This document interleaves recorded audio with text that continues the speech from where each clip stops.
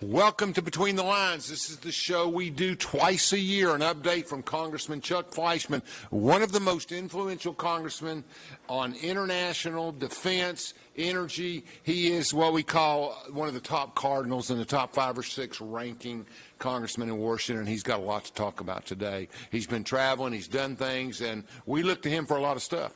So we're going to talk to him. We're going to ask him some questions. Welcome, Congressman.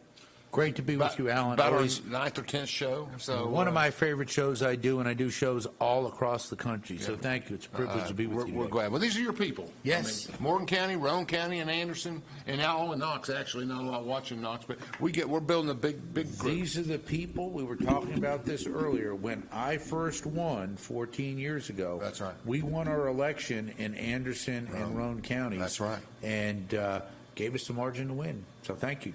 And it's in the conservative transitions that have taken place in the last 10 or 15 years, Morgan County, because of the prison, was always a very Democratic county. And now it runs 80% for you every time. Over 80% Republican. Over 80%. Yeah. Very thankful. Yeah, and very good. And we'll watch and see what happens. Before we start on the energy sector, you want to take 2 or 3 minutes and tell us what the forecast is looking like nationally. I mean, we see a lot of talk about swing states. We finally narrowed it down to Donald Trump and Kamala Harris. I'm more interested really in how that affects the down ballot, House and Senate. It's an excellent question. It's a national election. Truth in advertising. I was a Trump delegate. I'm a big Trump supporter. Donald Trump is a friend of mine. He's endorsed me, and I've endorsed him. Right. Now I'm going to step back and be objective. It is going to come down to the swing states. Sure. The reality is Tennessee and Alabama are not going to be in play. Trump wins that. He wins Tennessee by 30 points. Down ballot, that means obviously Marsha Blackburn will win very easily. I'm not no hubris in this. I will win very easily. Down ballot in our state, Republicans are going to do very well. Yes. But as we look at the swing states, and I'll be specific, Pennsylvania, Wisconsin, Michigan, Nevada, Arizona. Ohio will be red. Ohio is already red. Virginia in the mix, or are they still blue? Probably leaning more blue. It's going to be tough, but it is in play. Okay. The field was broader and better for Republicans against Joe Biden, no question about that. Right. He was really unable to do anything. He's been in a bad place for a long period of time. Physically, yeah. Yes, and mentally, and that basically came out in that first debate. Yes. And after that, the Democrats turned on him, put Kamala in there, and that gives them a fighting chance. But look at the swing states. Down ballot, though, United States Senate. I predict that Republicans will pick up 2 to 3 seats. On a good night, 4 or 5. Yeah, they got it's their turn in the cycle. It is better in the cycle. Yeah. Although last time, a lot of it, Alan, depends on the candidates. You've got to have good candidates, whether you're Republicans or Democrats. If you've got a bad or fundamentally flawed candidate, you're going to lose, and that's the reality. So we're looking better in the Senate. We're going to pick West Virginia up. Yes. That's a definite win. That's in the R column. That's Tennessee, Alabama kind of country. Yeah, absolutely. We will probably win in Montana. We will probably we've got a shot in Ohio to beat Sherrod Brown, longtime Democrat there, but Trump is going to win so big in Ohio that should have some ripple effects. So we could have a good night. Let's be a little personal. To me, the House. Yes, and to me too. And to you too. That's right. If the House stays Republican, I stay chairman, I stay cardinal.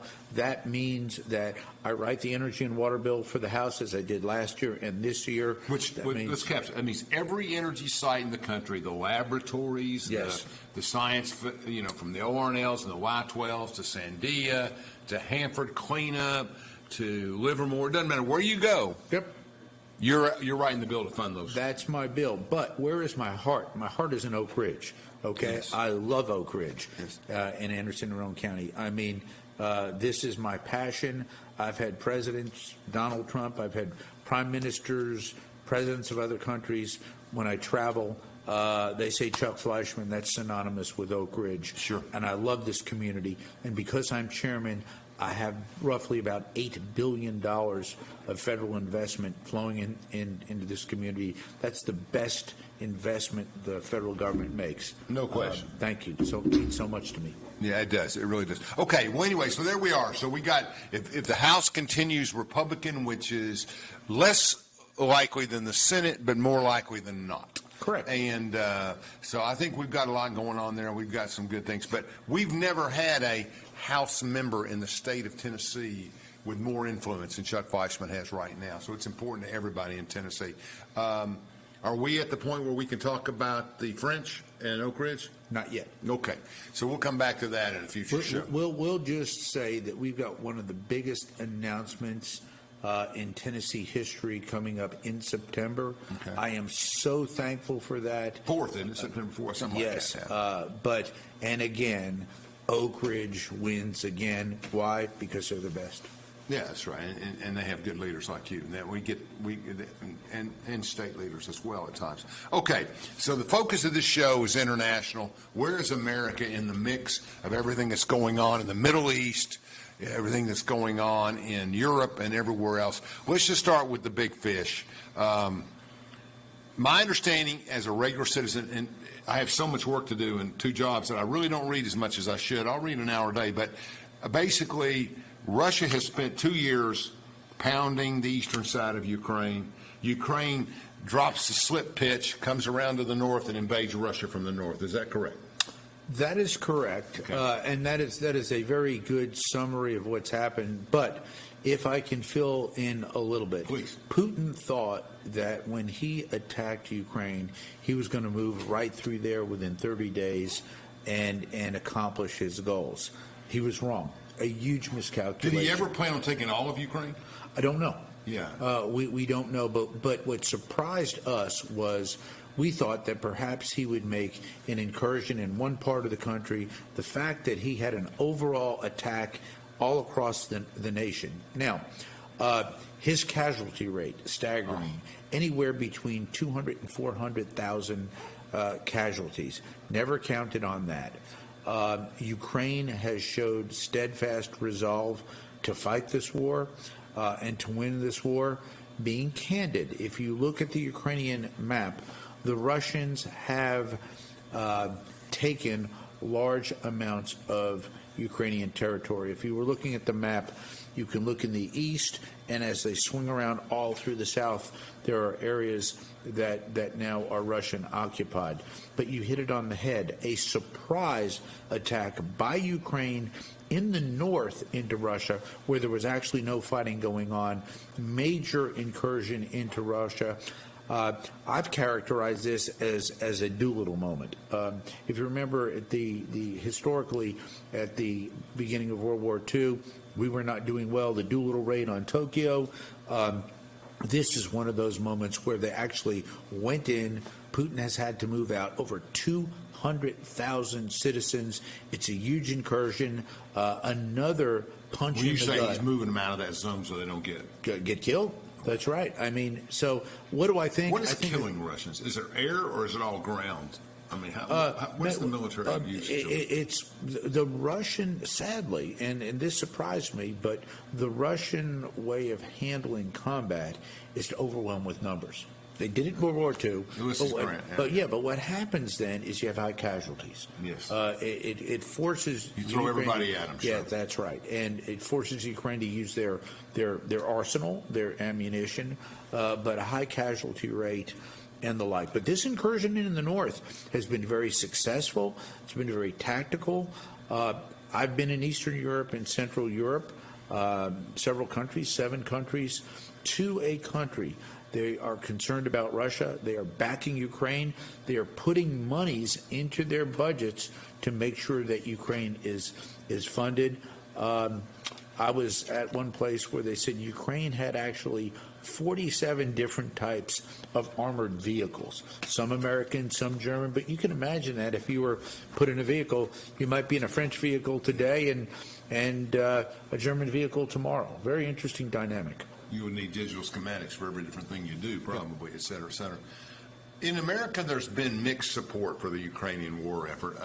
Typically, Democrats have been for funding Ukraine, and Republicans have, to a majority at least, typically not wanted to fund Ukraine money. And I don't think it's Ukraine for the Republicans as much as it is large amounts of money going offshore. You can make a very credible defense of why we should. Why do you think Republicans have so many problems with that? Fortunately, I'm a Republican who has supported in funding Ukraine. Right. Okay, all of my veterans I have worked with in the House are the same way. Oh, good. There have been, and as a matter of fact, when we went over to Europe, every Republican in our delegation who went had been Republicans who supported funding in Ukraine. We can't let Putin win. He's a thug. What they're doing, it's rape, pillage, plunder, horror stories, taking children, but in Ukraine. But what's happened is it's potentially destabilizing for the rest of Eastern Europe. I've been to Estonia, Latvia, Lithuania, Poland. Poland is strong in its fight against Russia. But even I've recently been in Austria and Germany. Very, very strong support for Ukraine against Russia. These countries are very scared. They don't want to see a repeat of post-World War II when the Soviets went in there, took their countries over, dominated them. So it's just a sad situation. Isn't the Russia of today depleted? I mean, they're putting kids in the war in their teens. They're using other kinds of things. Aren't they really barely able to supply anymore? I mean, well, they're larger than Ukraine. It's an excellent question. They are calling up conscripts. They are bringing about, I think, 30,000 troops into the fight each month. And Ukraine has a lesser population. Ukraine is working. Still 80 million. Right? Yes. But Ukraine in an interesting situation. They used to conscript or bring in older people older like 27, theory being leave the younger people alone so that they could grow up and have families and the like. Sure. Now they're going to have to dip down into that and start taking younger people into combat. But I would say this. Ukraine has stemmed the tide of the war, has shown Russia its resolve to fight. But one of the reasons I hope Donald Trump gets elected is I truly believe he will be able to bring a peace to the region. A settlement. Now, is that going to be something that either side loves? Absolutely not. It's probably going to be some type of a compromise deal. But if anybody can cut a fair deal that they'll listen to, it's Donald Trump. Interesting. I could ask you what was Putin's motivation, and you say who knows. But in the end, what about the argument that Russia was threatened by Kamala Harris, said, start talking about nukes and start talking about things 2 years ago, and that he felt like NATO, let's get him in NATO, let's do this, let's do that. Do you think he was back to the wall kind of in his own mind? No. I think this is sheer Russian aggression. Yeah. Vladimir Putin is an ex-KGB agent. Sure. His father was a KGB agent. He's president of Russia, and he has structured it now that he will stay in that role indefinitely. That's never good. So, in effect, he's become a dictator. Think about the Russian ethos. It was the Soviet Union, and it collapsed. It collapsed in his lifetime. Right. He saw the Iron Curtain dissolve, he and was countries 25, 30 years old. That's right. A major, major embarrassment to the Russians and to their psyche. So then it becomes a Russian republic. You have all these other former Soviet republics now free all around them, many of which love the West. I've been in these countries. They love the United States of America and what we did. So part of it is that, and part of it is, candidly, I think he thought he was going to have a much easier time going into Ukraine. Now, I will say this. It was an affront to him to talking about Ukraine going into NATO, okay? But what happened? He invades Ukraine, and Finland and Sweden join NATO. So he's really losing ground internationally on this. And ultimately, again, I go back to the fact that there's no way that Joe Biden could negotiate a settlement. He's just incapable of anything right now. Does Putin have allies? Putin does have allies. What countries? Belarus is a key ally.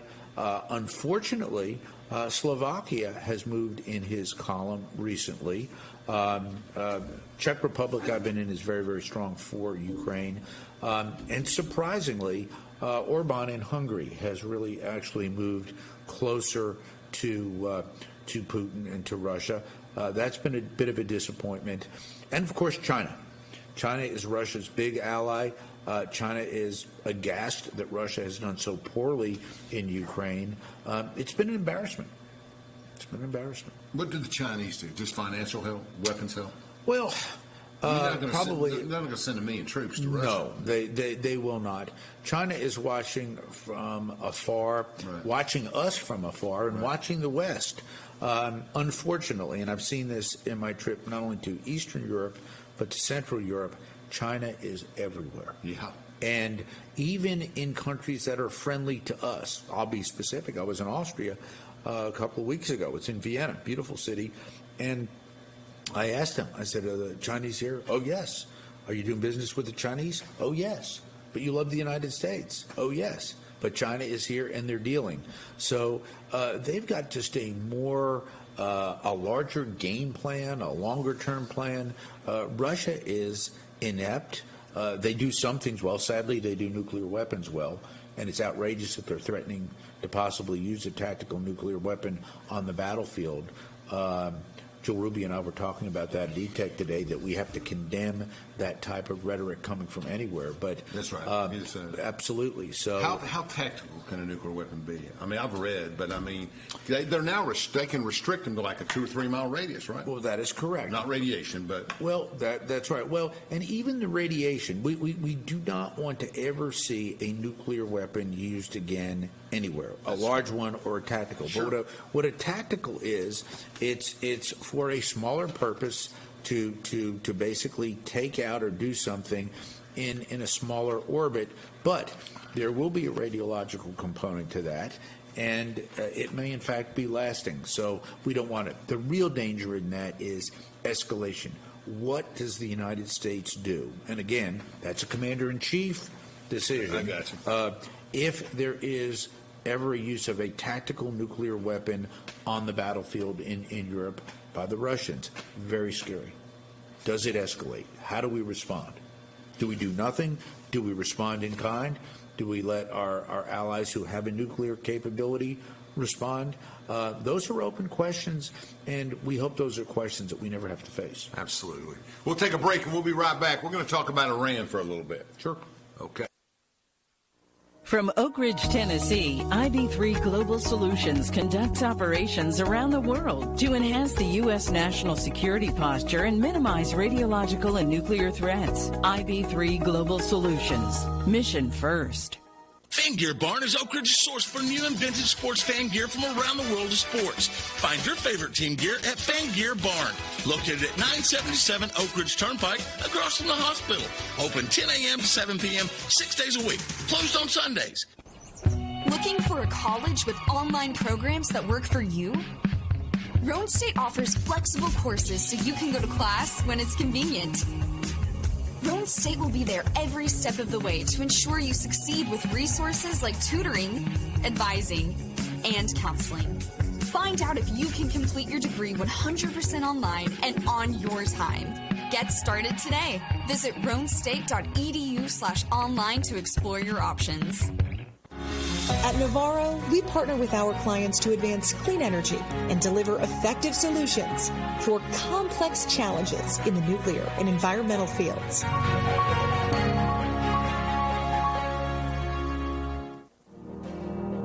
We should never lose sight of our health. To keep moving forward, let's not forget everything we've learned. Limit the salty food options. Make your own daily exercise routine. And always receive regular checkups. More than anything, we have learned how important these small steps can make a big difference, so we can all continue to move forward together.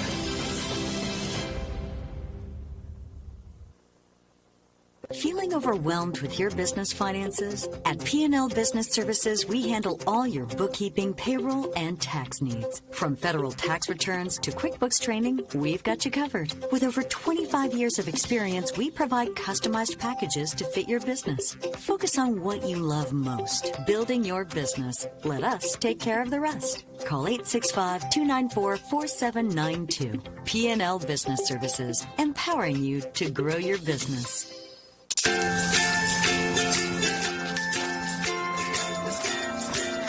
right, crew, let's get started. Sure.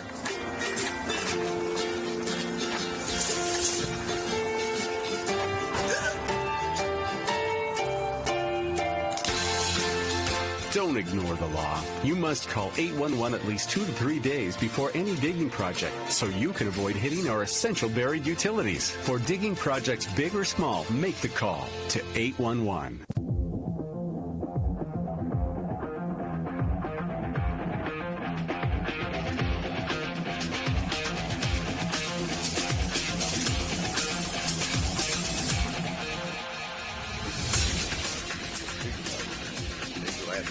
Welcome back. We're talking to Congressman Chuck Fleischmann, chairman of the Energy and Water Committee and a member of Defense Appropriations. Whole new slate of things he's got to be on top of. But we're going to talk about Iran. We've been talking a little bit about Ukraine and Russia. We're going to jump around the globe a little bit. Iran's still a problem. Iran is the big problem in the Middle East for several reasons. They have a newfound affluence. Unfortunately, I blame this administration under Trump. They were broke. The sanctions were working. So what did they do with their wealth? They have funded radical Islamist groups. Let me be specific. Hamas, Hezbollah, the Houthis, Al-Qaeda. And what does that mean? That means that Israel is surrounded by these radical groups in different parts of the world. Right. That's right. Lebanon, it's got Hezbollah. Yeah. That's right. So Hamas, obviously, with that horrible, brutal attack on October the 7th, came into the country, but they're everywhere. They're well-financed, and Iran is, with their rhetoric and with their actions, trying to be the predominant bad actor in the Middle East, and unfortunately, very strong anti-Israel and anti-U.S. message, and they just really have to be stopped. You know, I grew up and you grew up. We grew up where everything was Iraq-Iran. Yep. And the Shah got deposed for injustices and everything else. And that really was our stability in the Middle East at that time, was Iraq was a partner to us. Bad behavior at home, but internationally, obviously, he played a key role for us up until 1980. So I look at it and I think, how many people in Iran? What's the size of that country? It's a large country. I don't know their exact population. It's a large country, tremendous oil reserves. It's a wealthy country if it uses its resources, but it is a populous country. But I think you hit it on the head. Under the Shah, who, and a lot of this stems in the 50s, the United States had a coup and threw out someone and put the Shah in power. And the Iranians never got over that. But the Shah was a steadfast U.S. ally. After the revolution in 79, a radical Islamist state took over in Iran, a theocracy, and has governed the country ever since. But the big check in the system, you hit it on the head, was Iraq. And when obviously they had the Iran-Iraq war, but Saddam Hussein was a bad guy. He did a lot of things wrong. But when we took him out, we took out the only check on Iran in the Middle East, and that had its consequences. Once again, a bad guy, horrible actor, but we never. I haven't heard the name Iraq probably in 5 years. I mean, that is correct. Are they doing anything? No. They're surviving, but they are no longer the political power that they were, or military. Who's running Iraq? They've got a governing body but it is not. It's almost analogous to what you had in Libya post Gaddafi. Certain countries, when they lose their leadership, devolve into insignificance, and that's sad. But that's what's happened in Iraq post Saddam Hussein. Now, if you recall, sadly, for a long period of time, ISIS was running rampant in Iraq. Donald Trump fixed that. He defeated ISIS, but they are making a comeback in certain sectors. Interesting. Yeah. Interesting. So we look at the Middle East. We've got Israel over here in the West, and we see all of this other activity going on. The Saudis are staying out of everything. Well, interesting. Well, the Saudis were the predominant Arab actor in the Middle East. Yes, and their big competition has been Iran, obviously, which is Persian. They're not Moderate Arabs. versus extremists. That's right. But Modern Muslim. Saudi Arabia was so close to coming to a peace accord with Israel. Remember, we had the Abraham Accords with Oman, Bahrain. And that's when the invasion happened. That's right. And I think Iran feared a Saudi-Israel, I'm going to put this in quotes, alliance. It's never going to be a love fest, but alliance. And that's when all of this problem started on October 7th. And what it's done, it's destabilized the Middle East. And that's dangerous, very dangerous. Nuclear weapons in the Middle East. Israel has one. We think Iran has one. Well, both answers are classified. So let me say this. Public? Okay, yes. I read about it every day. Yeah, that's right. You read about it. But let me say this. I don't think Iran is there. I think Iran is driving towards that capability. Right. And so that our listeners know, when you enrich uranium, you can enrich it to a lower level for nuclear fuel, a higher level for certain other types of nuclear fuel, or to a weapons grade level. And that number is classified. But, and we don't want to discuss anything right, like that. But, and we can't, I will say this. Iran is heck bent on developing not only the capability to build a weapon, but sadly the ability to deliver one, and we cannot let that happen. And that's the key. Yes. Now, their recent rhetoric has been they want to retaliate against Israel.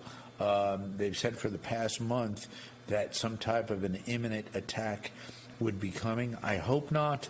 The last time they tried it, they failed miserably. They had 300, I think, missiles and two hit and did no damage. But we helped.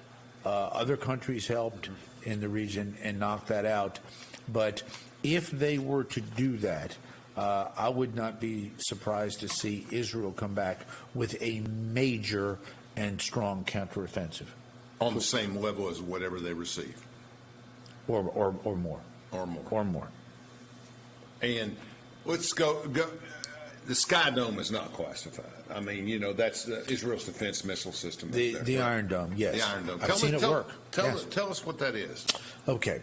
It is a purely defensive mechanism. And actually, you can go back and look at the tapes on YouTube. I was on the floor. I actually saved the Iron Dome for Israel. Going back when the Democrats were in power in the House, the squad had convinced Pelosi and Hoyer to basically attempt to defund the Iron Dome. The Iron Dome is a defensive mechanism that when a rocket or any type of projectile is fired by Israel's enemies, it goes up and shoots it down, takes it out. Automated. Everything's automated. About 90 to 95% successful, not 100%. But think about it.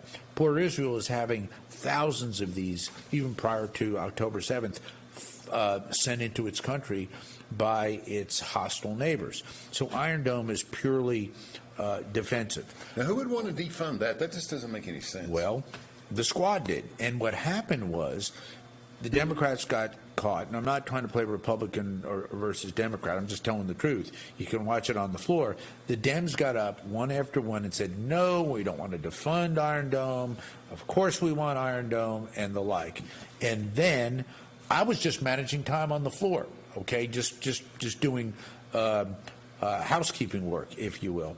And then one of their members took to the floor and pounded on the it was Tlaib, basically said, "Oh yes, we are. We're defunding Iron Dome." Da, da. She told the truth. I was upset with her, but she was the only one telling the truth, and I just leveled her on the floor. On the microphone. And I just lost it in favor of Israel, and because she called Israel everything from an apartheid. I'm gonna put you down state. for a statue, Harry Truman, on the righteous. There they you love go. you. They love you. I was going to say it made the Jerusalem Post. Lots of things you've done. Yeah, well, yeah, and I'm the favorite son of Israel now. Everywhere I go, our wonderful Jewish friends embrace me all over the world. I was in Lithuania. Well, you're doing the fight. Yeah, you're carrying the fight too. But we saved Iron Dome, and interestingly enough, afterwards, a Democratic member who was Jewish, Ted Deutsch, who's no longer in the House, got up and he said, "Hate to tell you, Fleischmann's right." So that's how it played out. But what concerns me is we were so close to peace. We were so close to moving in the right direction towards stability. Now it is very volatile, and we don't know what's going to happen. Let's take a break, and we'll come back and talk about some of those terrorist groups and who poses the greatest threat to Israel in the Middle East. Thank you for watching. We should never lose sight of our health. To keep moving forward, let's not forget everything we've learned. Limit the salty food options. Make your own daily exercise routine. And always receive regular checkups. More than anything, we have learned how important these small steps can make a big difference. So we can all continue to move forward together.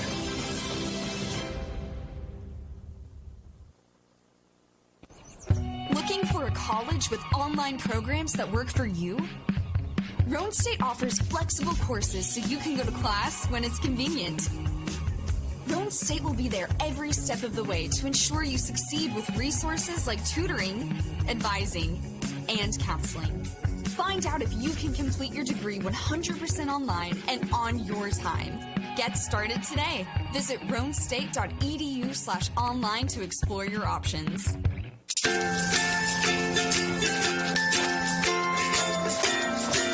All right, crew, let's get started. Sure.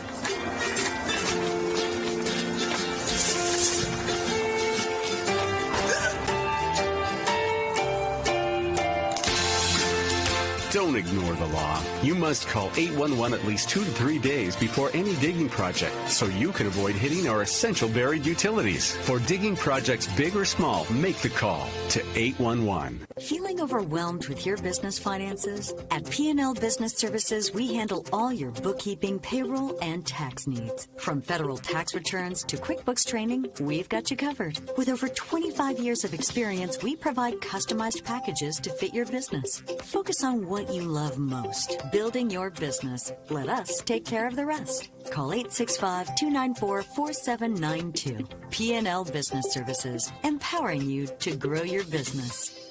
1 in 7 people will need a blood transfusion during their life. That's 1 person every 2 seconds receiving a life-saving product. At Medic Regional Blood Center, we are the primary blood provider for 25 hospitals in 23 East Tennessee and southeastern Kentucky counties. Started in 1958, Medic has been serving Knoxville and the surrounding areas for 66 years. For 1 hour of your time, you can save a life. Visit medicblood.org for more information on blood donation. From Oak Ridge, Tennessee, IB3 Global Solutions conducts operations around the world to enhance the U.S. national security posture and minimize radiological and nuclear threats. IB3 Global Solutions. Mission first. At Navarro, we partner with our clients to advance clean energy and deliver effective solutions for complex challenges in the nuclear and environmental fields. Fan Gear Barn is Oak Ridge's source for new and vintage sports fan gear from around the world of sports. Find your favorite team gear at Fan Gear Barn, located at 977 Oak Ridge Turnpike, across from the hospital. Open 10 a.m. to 7 p.m., 6 days a week. Closed on Sundays.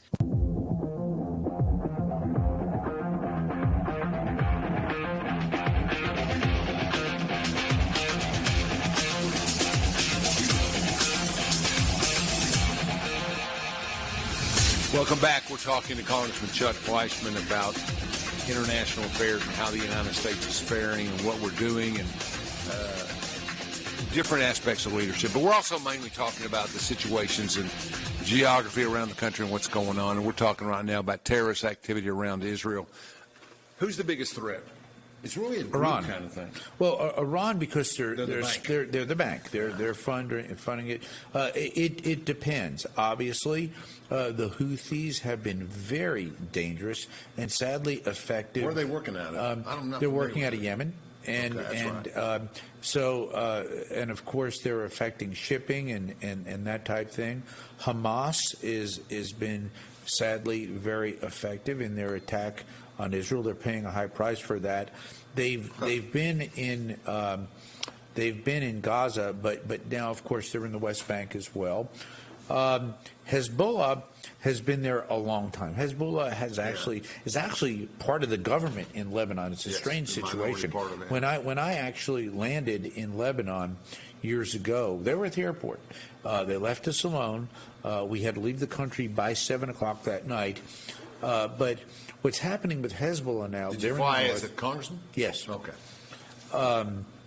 But they are now firing projectiles into northern Israel. Okay. So Al Qaeda is still around.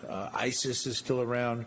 Interestingly enough, Alan, many of these groups, despite the fact that they are radical Islamist terrorists, don't get along.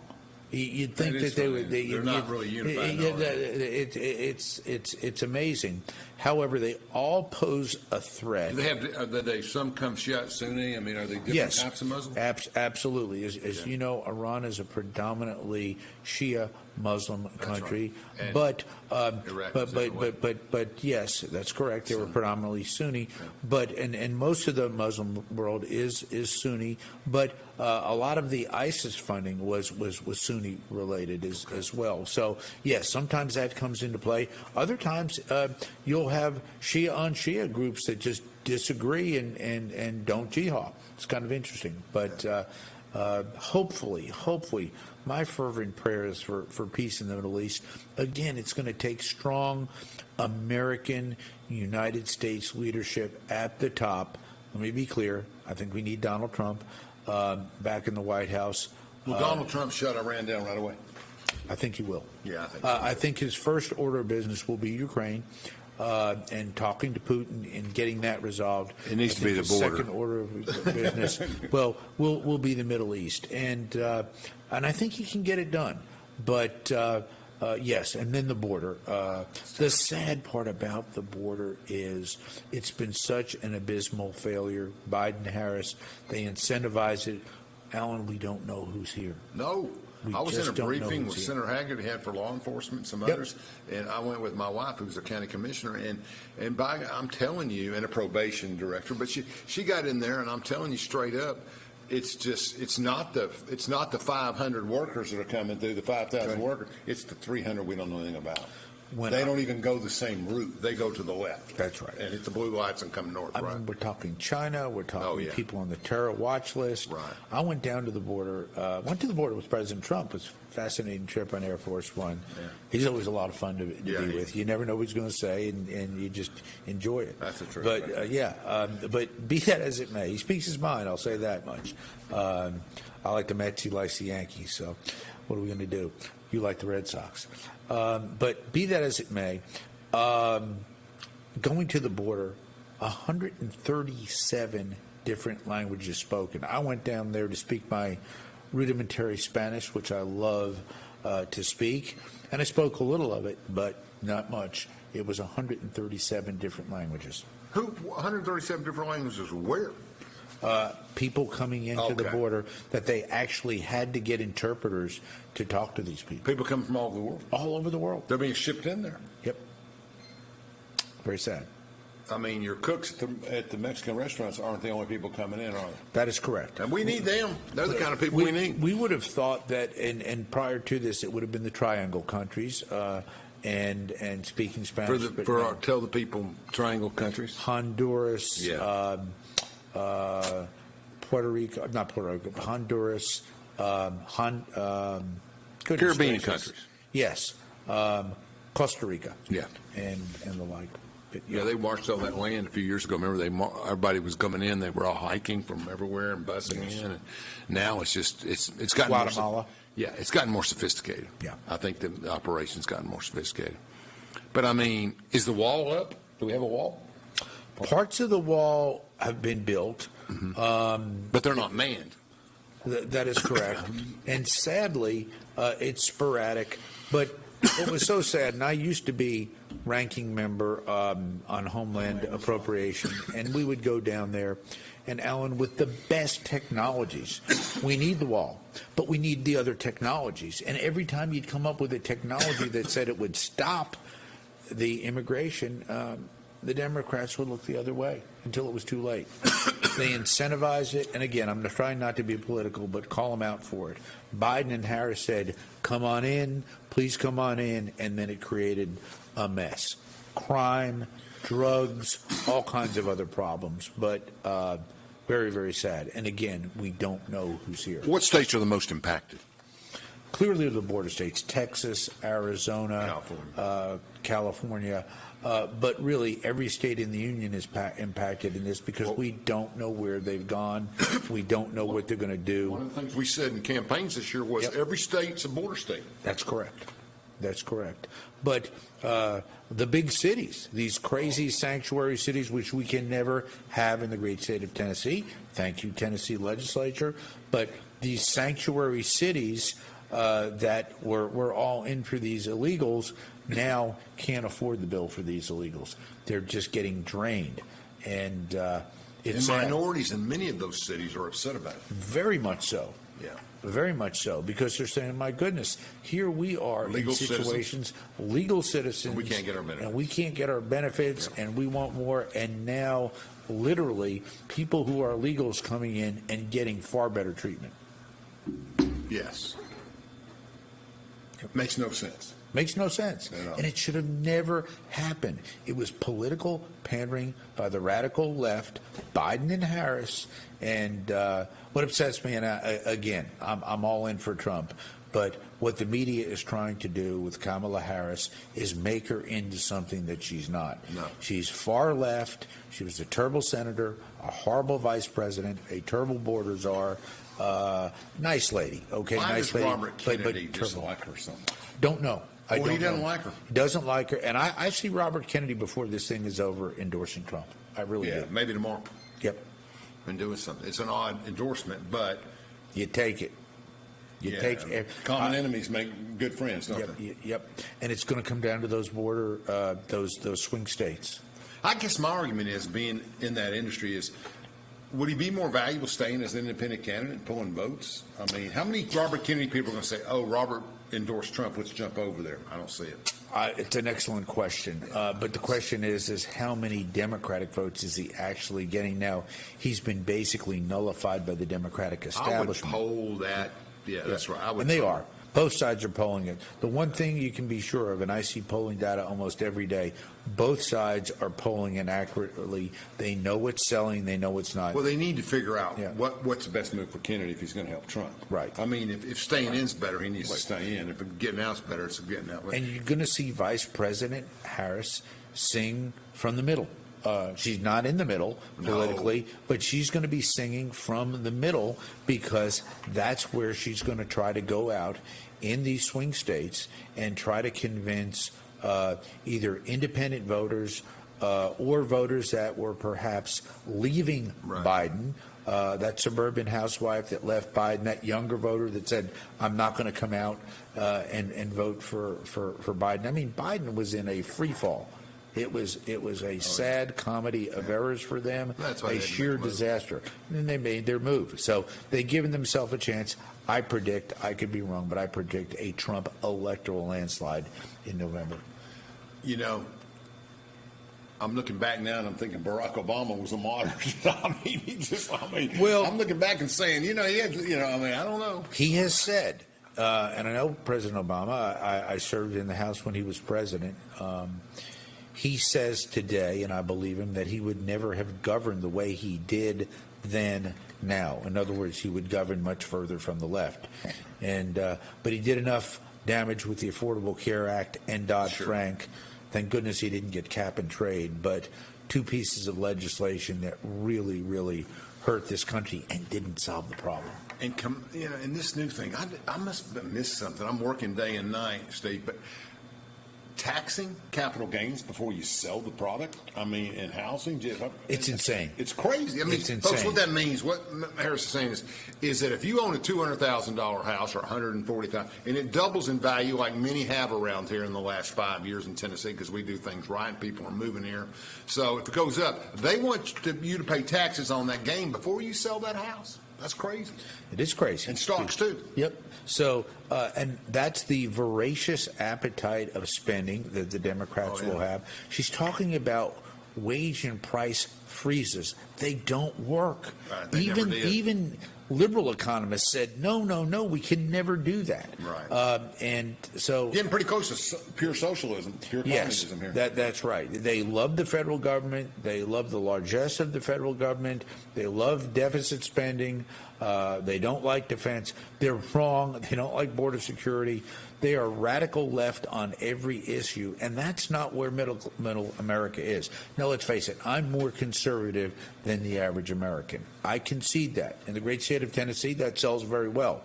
But she and their ticket with Walz is so far left that I don't see America embracing that. He let his capital city burn to the ground. Yes, that was terrible in Minneapolis. I don't know what he was doing. I mean, they can highlight the veteran experience and everything else. I get that, but I mean, I don't understand. I served with him. I played football with him. Yeah. Really? Yeah. Oh, yeah, in Congress. In Congress. Yep. Nice guy. Actually, a nice guy. He's wrong on the issues, but he is a nice guy. Yeah, we played a lot of sports. Nice. We played a lot of sports together. Well, let's face it. When I went to the White House, Kamala at the Christmas party, it was very nice to me. She and Doug and I, we sat around and we talked. And who? We didn't. You and who? Her husband, Doug. He's Harris. an insurance executive, right? He's a lawyer. He's a lawyer, and he was a good lawyer. Yeah, something to talk about. Yeah, and but in a social setting, they're very nice. But we didn't talk politics because I'd have hammered them. I wouldn't have played the Chamberlain. Yeah, that's right. I wouldn't have played it. We'll take one more break, and we'll be back. Stay tuned between the lines. From Oak Ridge, Tennessee, IB3 Global Solutions conducts operations around the world to enhance the U.S. national security posture and minimize radiological and nuclear threats. IB3 Global Solutions. Mission first. Fan Gear Barn is Oak Ridge's source for new and vintage sports fan gear from around the world of sports. Find your favorite team gear at Fan Gear Barn, located at 977 Oak Ridge Turnpike, across from the hospital. Open 10 a.m. to 7 p.m., 6 days a week. Closed on Sundays. Looking for a college with online programs that work for you? Roan State offers flexible courses so you can go to class when it's convenient. Roan State will be there every step of the way to ensure you succeed with resources like tutoring, advising, and counseling. Find out if you can complete your degree 100% online and on your time. Get started today. Visit roanstate.edu/online to explore your options. At Navarro, we partner with our clients to advance clean energy and deliver effective solutions for complex challenges in the nuclear and environmental fields.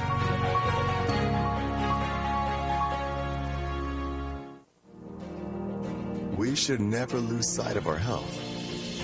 To keep moving forward, let's not forget everything we've learned. Limit the salty food options. Make your own daily exercise routine. And always receive regular checkups. More than anything, we have learned how important these small steps can make a big difference, so we can all continue to move forward together.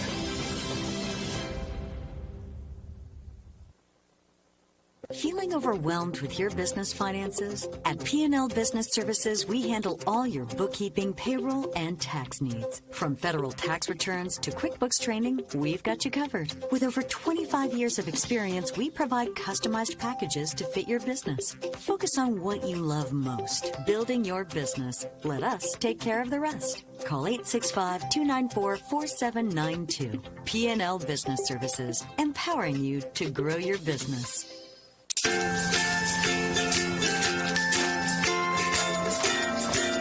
right, crew, let's get started. Sir?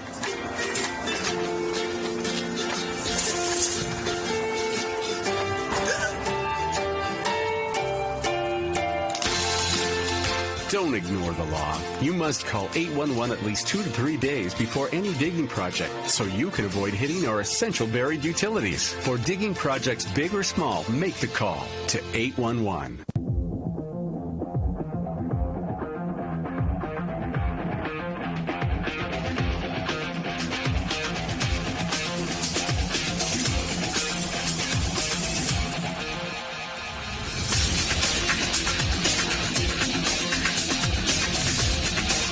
Boy, these shows go fast with Congressman Fleischmann. We've got 8.5 minutes left, so we've saved the big giant for the last talk. We're going to talk about China and its relationship with Taiwan and Chinese influence everywhere. Certainly. I was asked that question today at ETEC, and ETEC does such a good job. And I said, China is so much larger, stronger, and much more adept than Russia at what they're doing globally and internally, and they are our competition. In a few words, sadly, they want Taiwan for our for viewers. The chips, right? Yes. Well, for everything. I think it's a source for them of national pride. Let's look at a historical context. Sure. In World War II, Japan beat the fool out of China. I mean, terrible decimation. Oh, my gosh. Even after the Doodle raid, they went in and killed about 250,000 Chinese. It was horrible in retribution. But China has emerged as a world leader, as a strong economic power, as a strong military power. When they, I guess it was 1949, when Mao took over in communist China, sure. Chiang Kai-shek left and went to the island of Taiwan. Sure.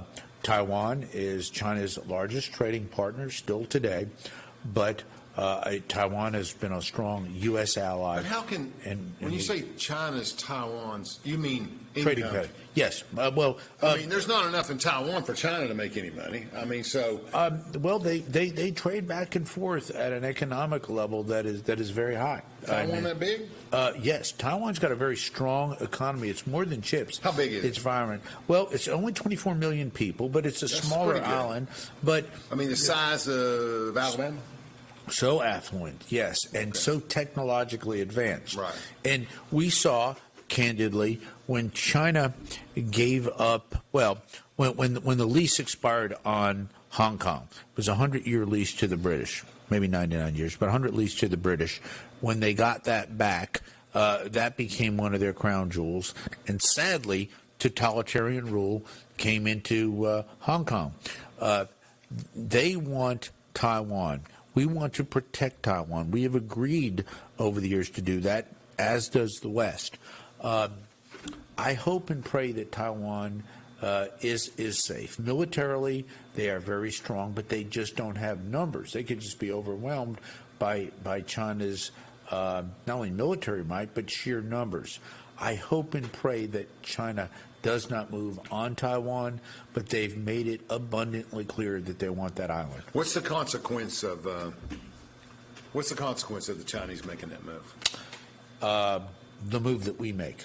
I said this morning, whomever is in the Oval Office is going to have a very important decision to make. What do we do?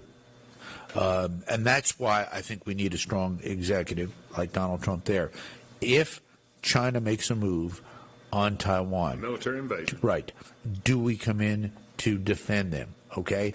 I think yes, but if... But is there any chance? It seems like it's Alabama playing UTC. No offense. Well, if we get involved, yes, there's a chance we could thwart that. If our allies get involved who say that they're going to defend Taiwan, we could thwart that. Similarly, not to digress too much, if Russia... God forbid, used a tactical nuclear weapon. That's why we need a strong president. That president will have to make a decision. What is our response going to be? Now, I worry with this administration, it would be nothing. That's correct. Okay. Well, gee whiz, too bad, so sad. We'll boycott them for. Yeah, that's exactly right. So I think our presence, our military presence, and that of our allies, I think we need to have a resolve there. But China's diplomatic growth and outreach, again, even with our friends in Europe, I saw it last week, is staggering. Countries that like the United States say, well, yeah, China's here and we're trading with them. So slowly but surely over time, they're probably going to try to weaken support for Taiwan. So that's a potential hotspot for that entire region. What happens then between South Korea and North Korea? Another hotspot. China will be involved and the like. So that whole region, when we look at hotspots, Middle East, Ukraine, Central Europe, and China, Taiwan, there's too many hotspots out there, and that worries me. Yeah. The more hotspots you have, yes, the more chance one goes hot. That's right. Overboils. Absolutely. And we look at history. World War I. Someone gets assassinated, and within a few weeks, the entire world's at war. Everybody's got a side in that thing. And it escalates, yes. I feel, I always thought, even in college, just in the late 70s and early, I thought that the Chinese could always be a little more capitalist with their savings patterns, 10%, 20%, whatever, and they would amass billions of dollars in influence. At that time, billions was a lot of money. And they've done that, and they've become very, very smart at how they engage. They became less isolationist. They've gained around the country. They now buy and sell almost everything. I remember as a kid when Richard Nixon went to China. Yes. Democrat could have never done that. No. It had to be a Republican. He went to China and he opened up relations. But even then, they were a backward country. Mao, through the Cultural Revolution, had made that country even more backward than it was. They killed off all the lawyers. Sure. It was. Every country starts with the lawyers. Yeah, isn't that a shame? I thought that, I know some pretty good lawyers. We're kind of nice people, I confess.